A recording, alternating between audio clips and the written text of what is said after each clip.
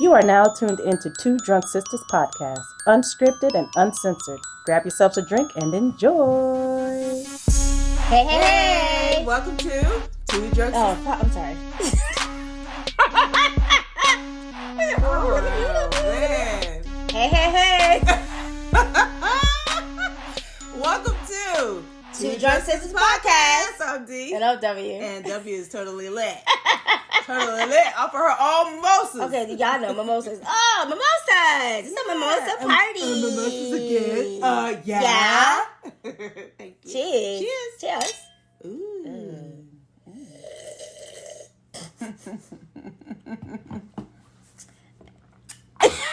I'm sorry. Throw baby. Okay, that's not right. Never mind. All right, guys. So you're here because we are reviewing 1922. W told me to look at this. She's been telling me to look at this for the longest, and I'm like, nope. Farmer cornfield, nope. I don't want to watch it. And then she was like, yo, you gotta watch it. Stephen King, we just did The Stand. You gotta watch it. So I was like, all right. I succumbed and watched 1922. So 1922 is about a rancher. Oh, I'm so sorry. My bad. Bless me. Bless you. Thank you. Sorry about to that, y'all. all the heavens. Bless you to all the heavens. Yeah, and it's not COVID. Leave me alone. Okay. So 1922 is about a rancher who conspires to murder his wife for financial gain and convinces his teenage son to participate. So this is a Stephen King film, okay? What? Oh no, it's a Stephen King novel. No, okay. That a director, his name is Zach Hilditch. Zach Hilditch. He directed it and wrote it into a movie, and so it's based off a Stephen King novel. So going into it already, you know that the mind of Stephen King is already janky, right? And I barely remember the shit, so it's already janky. So I'm like, okay, all right. So let's watch the movie. So it starts off with the farmer going into the city and writing his confession, and he rents a hotel room, and he goes in and writes a confession. And while before he starts writing his confession of what happened, he hears these rats in the walls, okay? So you don't know what the fuck's going on. Like, okay, right. So clearly it looked like he's going through something. So he's writing the confession out. I wasn't sure if I was going to need subtitles for this movie because the guy was talking between his teeth. I was like, what did he say? He's like, we're first, I had to write this down. Me and my son, we on the ranch. I was like, what? What? That accent was really, really strong. Yeah. And I had to rewind it a couple of times. Really? It's on Netflix, guys. It's on Netflix. I had to go back. I'm like, damn, do I have to put? I think I had to put subtitles. So he'll talk on it throughout the whole film. Not a once open his mouth. Oh my god! Teeth like that. That is. Take right now. I totally forgot he talked like that. I did. So he writes off explaining his way of life. So apparently he owned 80 acres of his own land, and his wife inherited 100 acres from her dad who passed away. They had a son, and so he's just used to farm life.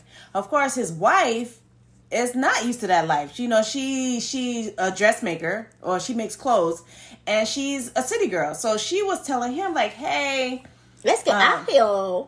Yeah, because she would be on the porch. She would make them lemonade because when you have a farm, you got to work the field. Like it's always have to be maintained. Right. So his farm, he did he have he did have livestock. He had cows. Okay. And corn. So it was like a cornfield.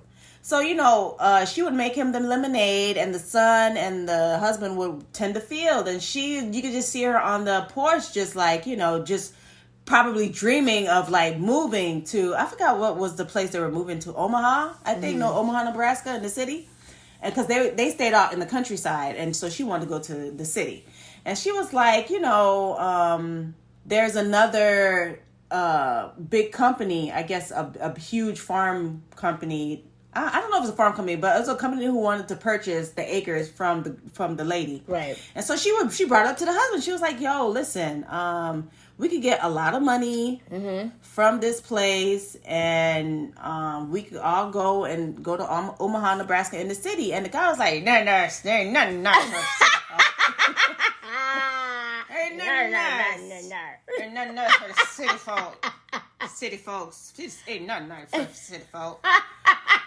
She was like, "Well, why? Why can't we go?" And he was like, "Because this is a weird lie." Oh Lord, stubborn is all get out. Yeah, very stubborn. There's a weird lie. So clearly, she wasn't happy in that marriage. So, day by day, she would just feel like stuck. She felt stuck, and so he knew how the wife was. What happened? Because we didn't get to the crazy part yet. He was like stuck, and I kept thinking, because it's stuck, because it's up, and it's up, and it's stuck, and it's up, and it's up, and it's up, and it's stuck. We don't own the rights to that song. So he knows his wife. He knows that she's not gonna stop because she keep bringing it up. You know. And of course, if it's up, it's up. If it's up, then it's stuck. I like that song. Oh man. So she was like saying, "Okay, just think about it." So he was like, "Okay, well, I'll think about it." Stop. Think about it. So he'll think about it. So while he's thinking about it, he's pondering how to kill his wife. Because he knows that, because she was like, "Listen, I'm going to sell it with or without you. So you either you come with me or you not coming with me." Right. So technically, she was just saying, "Look, we're going to sell the 100 acres and we'll split it in half. You get your share and I get my share and we'll get a divorce." Right. And he's like, "What about the kid?" And she was like, "Well, he's only 14 years old. He's only 14 years old. He gonna need his mama." So I don't remember this movie, y'all. God, you see how long it's been? It's been a long time. So he's like, he gonna need his mama. He's 14 years old. So he was like, "Well, I'll think about it." So he's thinking about it, and he just conjure up a way. He was saying, I forgot what he was saying. Like he said every person has this person inside them. Yeah. To want to do like devious, devious thing. No, I don't say dark side, but like maybe, but yeah, it's just that side. Like everybody thought about killing somebody, but it takes a certain type of mentality to actually do it. Yeah. So that person was like, "Okay, we need to get rid of her," because he was talking to the son. So the son ended up falling in love with the neighbor's kid and stuff like that. So, of course, now he doesn't want to leave because he told the son, like, "Look, your mom want to take your Omaha where the city folks be at. That's not no way allowed." So this is how he was talking. If y'all talking. can see, D, I cannot. All right. Well, I'm going to try to get through. We're trying to get through this. Oh, my God. You heard that there very loud. So he was like, "Well, what we going to do, Papa?" God damn.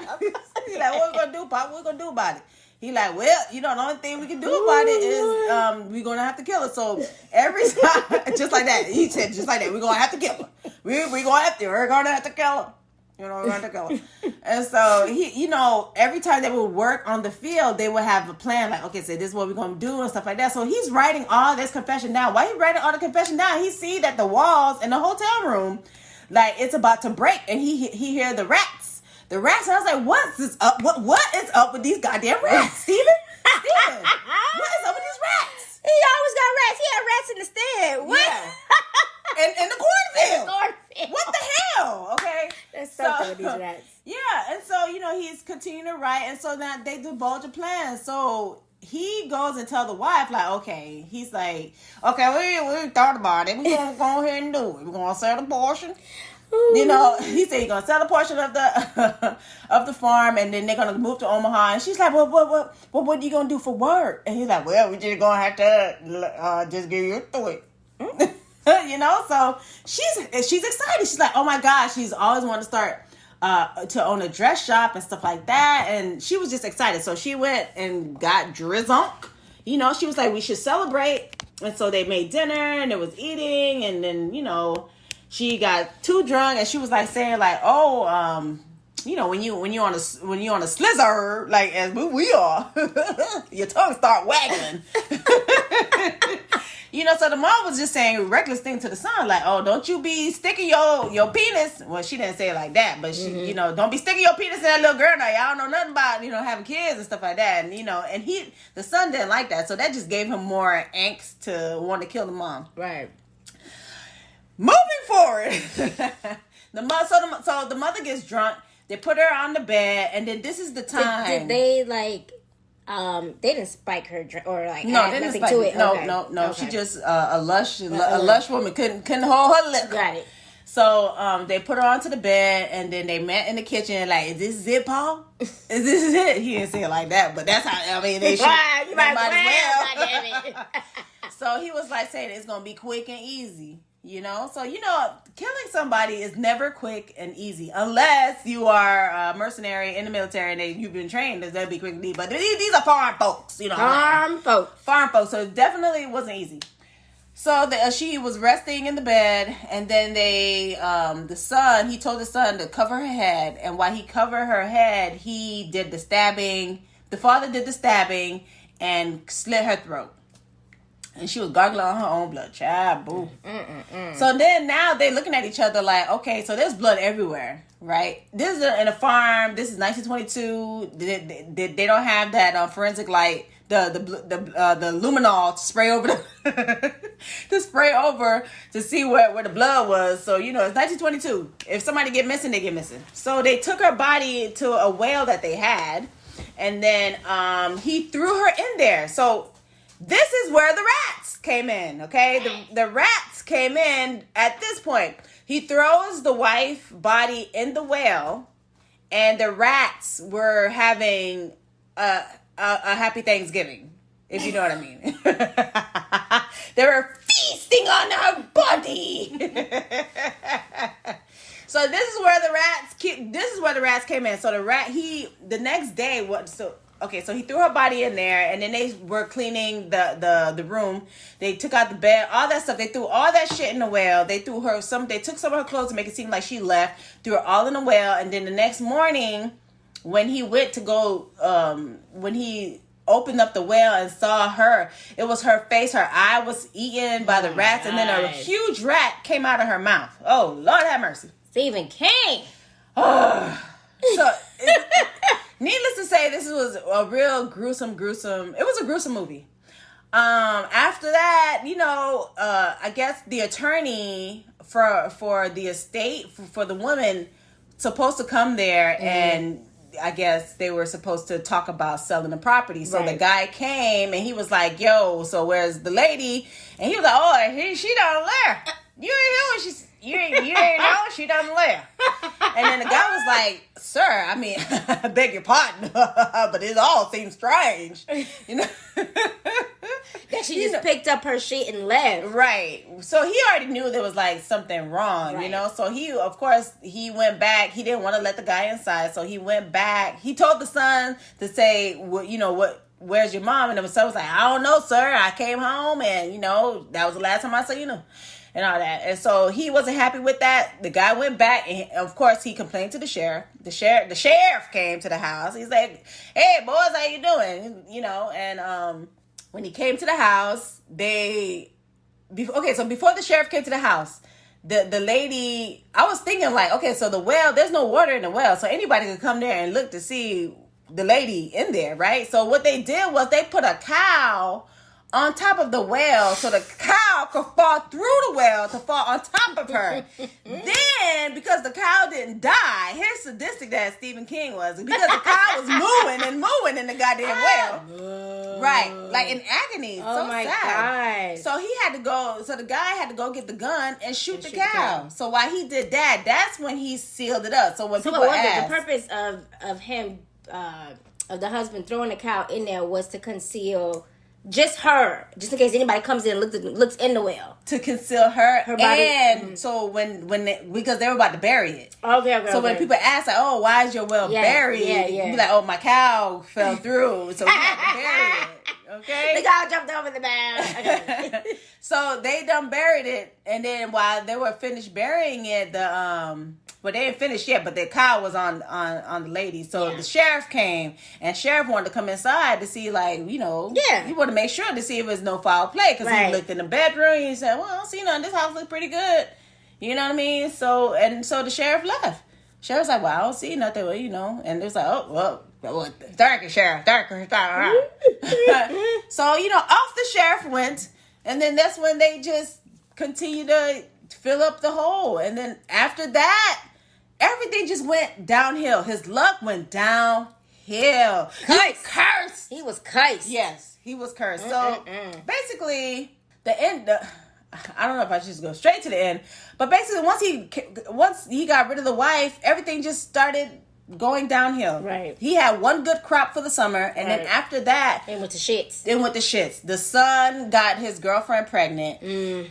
Wanted to run off, but the dad was like, if you run, you know, the dad was like, you can't run off, you know, you're too young, you don't have no money, we don't have money and stuff like that. And so he was like, well, I'm gonna leave, and if you try to stop me or whatever, I'm gonna tell them what we did, so you better not come looking for me. So the son just went. That was sad. That was sad. I was like, wow. That was sad. So and it's like all that just because you didn't want to go to Omaha. Okay, listen, we gonna get to that. We gonna get to that. So the son left, and so now there's a hole, and so the crops wasn't cropping, okay? The crops wasn't cropping because the soil is bad, okay? Right? Because it's cursed. Is the bad. soil is cursed. There's a scene where the cows were moving so hard in the middle of the night, and then the farmer ran out to see what was going on, and when he went to check on his cow, it was rats in the barn, and the rat was eating on the cow's udders. I was like, why? Why? Thanks, Steven. That's disgusting. Why the rats gotta be eating on the titty? That's nasty. Why the udders? What do you have with rats, Steven? Oh my God. Anywho. Okay, anyway, I just want to point that out. That was just disturbing. Just fucking disturbing. All right. So after that, he went inside, and then, you know, that's when he started to see his dead wife. It was haunting him. The rats was coming in. That's what drove him crazy. So this time it was a hole in the roof. Then the barn was about to collapse. Then the cold came through. Girl, everything was just fucked up. Everything was fucked up. So cursed. When the wife came to haunt him one last time, it wasn't even one last time. She came to haunt his ass, and she told him what happened to the son. Right. What life the son lived. And the life that the son had lived was just tragic. Yeah. He became a bandit. Yeah. I think it was almost like a Bonnie and Clyde thing. Yeah. You know, so she told him that the girl got, you know, they were like on the run. And then the girl got shot, and then she was supposed to be pregnant. So I'm thinking when she got shot, she lost the baby. He ended up killing himself because she died while he was going to get fired for them to get warm while she got shot, and she died, and then he killed himself. And so the father was taking in all this and just was telling the wife to kill me now, get killed. And the wife was just telling him what was going on. I cannot.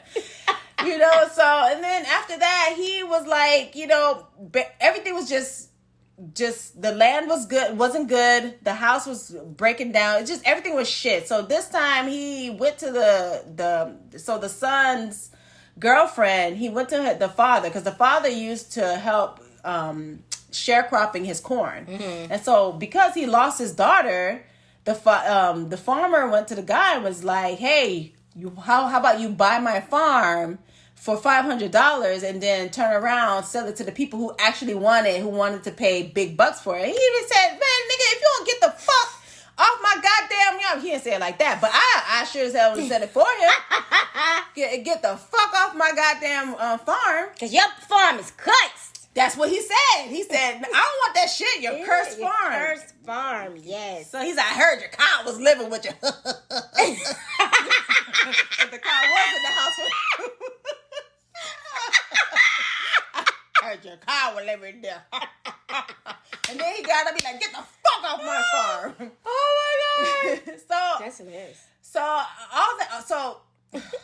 all that shit he did, he lost the farm. Okay, he lost the farm. He sold it for pennies. He had to go to Omaha, Nebraska, guys. Now that's the shit that I was laughing. I was laughing so fucking hard. I'm like, you did not want to go to Omaha, Nebraska, but then you were working there anywhere. That is working. So the money the pennies that he got from that property, he drunk it up. He ain't had no money. That's when he saw the rats. The rats were haunting him. They coming back. The rats were haunting his ass, and that's what made him want to go to, it's like, fuck this shit. Mm-hmm. He went to the hotel, and then he was writing a confession, and he was just down to his luck. He was tired. He was being haunted. He was being haunted by the wife, the son. Oh, well, what happened to the son? Ended up dying. Killing himself. The son right? killed himself. He shot himself in the head. And so while then he got his hand.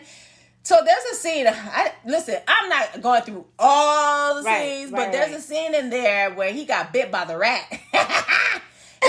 It's not funny, but he got bit by the rat. But this scene was so grotesque. He stomped on the rat. Like, this scene was like, wow. It was just grotesque. It was grotesque. I don't know. I'm happy. I guess I don't remember every fucking thing from that movie. My God. It was that bad with the rats? Oh my gosh. Steven, rats. What's like, the deal with the rats? If there's a PETA person looking at this shit, they will get a letter. They will get a letter. So, because the rat bit his hand, he went through the whole winter without no treatment. So, he got an infection, and the sheriff found him. And he was in a hospital, and he cut his hand that was cut off. Right. And the sheriff was like, we think we found your wife. Your wife was, there was a bunch of robberies going on. So we found a female body. Was she missing a tooth or whatever? But he never confirmed it. Right. He just acted like he was sad. Right. But he never confirmed it. So he was, so he was like, okay, so case closed. That's what happened to her. She got robbed while she was, running away. So that was that. But we all know that's not what happened. The wife is in the bottom of the well with with the cow. And the rats. And the fucking rats. So he's at the hotel. He writes his whole confession. By this time, the whole hotel is rat infested. Rats. So he's just praying to God. Please come take me, God. Please come take me, God. So at the end, listen, y'all. At the end, the wife, the son, the mother, the Holy Ghost came from. I'm kidding. But the quadruple. Okay. Because it's what? The Trinity and the quadruple. Yeah. They came. So the wife, the son, and the baby mama came for the farmer guy, and and then the son was like, it's gonna be quick and easy. Just the same thing he said. What he did to the mama is what the son said to him. What they gonna do to him, and that was it. Woo! Lord have mercy. Oh, and then one more scene was when they had the funeral. The baby mama had a lot of people at her funeral, but when it came to the son, it was just he was the only one. But when he turned around, it was them rats. It was them rats and the mama. Attended the funeral. The rats and the mama attended the funeral. So I thought that was hilarious. Anyway, that's the movie. That's 1922. I don't know why W got me watching this shit. I was fine without it. You see how I barely said anything? It's because I barely remember the shit. I watched it and then I told D about it, and that was that. I want to say it's been a year. Has it been that long? It's been a while. Oh yeah, it's been a while. It was released on 2017 or something like that. Okay, yeah. So it's been a minute, and I was like, I ain't watching this shit over again. God damn it! You didn't listen. W didn't want to do a recap. She's like, I ain't doing a recap. Fuck that. Listen, I wanted to gouge my eyeballs out. I was like, what the fuck? She made me watch this shit. I was like, man, god damn it, she got me again. So anyways, that's 1922. If your stomach is up to it, go ahead and watch it. Right. You know, they got they have little tidbits. Stephen King, Easter eggs. Yeah, Stephen King Easter eggs. I did not see Stephen King in this one, so he didn't participate. But I did see Hemingford Homes, which is the funeral home that the son was at. So I thought that was one little Easter egg. It probably more like the corn and the rats. And the rats. Oh my God. You know, so Stephen. Even Steven. that's the movie, y'all. If y'all have any movies for us to watch, horror, sci-fi, fantasy, hit us up on our email at 2drunksisters@gmail.com. The number 2, drunk, DRUNK, sisters. I wasn't drunk enough for this shit. At gmail.com. And hit us up on our Instagram at 2drunksisters. Y'all be safe out there. We're still in a panoramic view. Panoramic. So wash your hands and wear your mask. Yes, people. All right, guys. Y'all take it easy. Peace.